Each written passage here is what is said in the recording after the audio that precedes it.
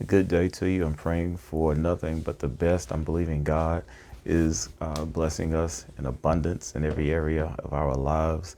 Let's take the time to embrace God's goodness. Let's take the time to embrace God's abundance in our lives and welcome God's abundance in our lives, receive God's abundance in our lives. Why do I talk so much about abundance lately? Because I'm always thinking about the scripture where Jesus said, the enemy came to kill, steal, and destroy, but I come that you might have life and have it more abundantly.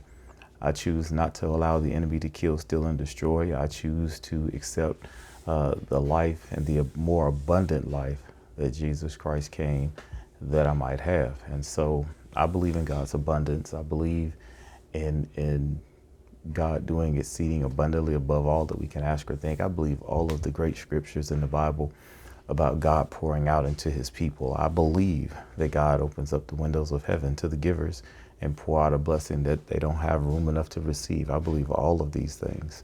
And I'll continue to believe them.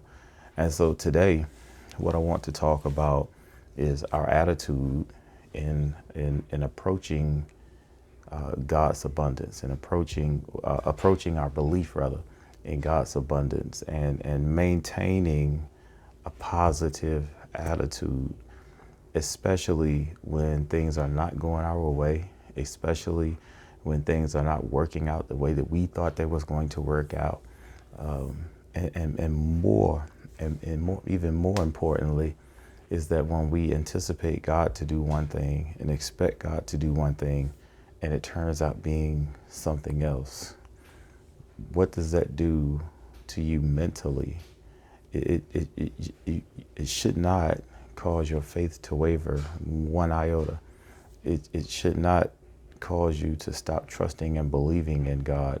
It should draw you closer to God and cause you to believe and trust in him even more because of the fact that he knows what's best for you. He knows what's best for us.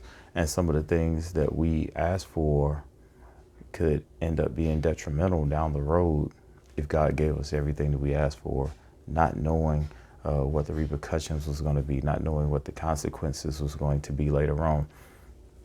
Being that said, that's why it's so important to trust in the Lord with all of our hearts and lean not to our own understandings. Acknowledge him in all of our ways, and he will direct our paths. That's what makes that so